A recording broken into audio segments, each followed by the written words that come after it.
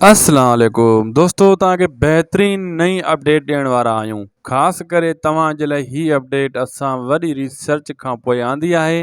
हीअ अपडेट तव्हांखे काफ़ी शयुनि तां पर्दो खणण में का हथ ईंदी, मतिलबु तकरार ड्रामे जे मथां जेके क़िस्त अचण वारी आहे उन जे हवाले सां बि हीअ हिकु बहितरीन अपडेट आहे। मुंहिंजे ख़्याल में तव्हां अगरि हीअ आख़िर ताईं ॾिसंदो त तव्हांखे दोस्तो नो टेंशन थी फ्री वेही रहंदो, छाजे करे सॼी अपडेट तव्हांखे सकून सां हिते नंढिड़े वीडियो में मिली वेंदी।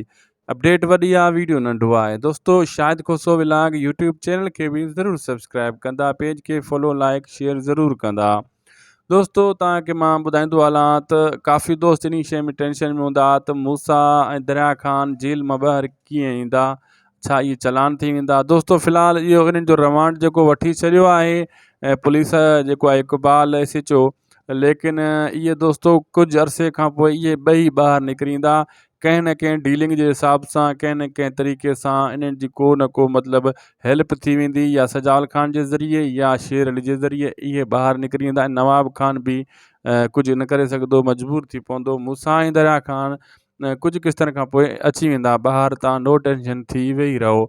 ऐं ॿी ॻाल्हि तव्हांखे मां ॿुधाईंदो हलां दोस्तो, नवाब ख़ान विकोड़जी चुको आहे। हिकु त कोर्ट वारा जेका उनजे मथां नोटिस अचनि था, ऐं उन्हनि सां गॾु हाणे सिजावल ख़ान बि बीह रहियो आहे, मूमल वारनि जो साथ ॾेई रहियो आहे।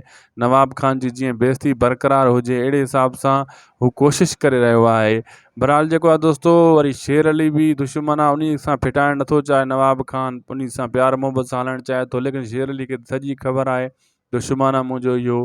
ऐं मूसा ऐं मीर खे त फसायो, सॉरी मूसा ऐं दरिया ख़ान खे त फसायो अथई, लेकिन मीर अञा ताईं ॿाहिरि आहे। मतिलबु जाॾा गॾु वकोड़जी वियो आहे। सिर्फ़ु उहो भावल वारो मसइलो जो हल थी चुको आहे। बसि असांखे ॾींदा इजाज़त दोस्तो, ख़ुदा हाफ़िज़।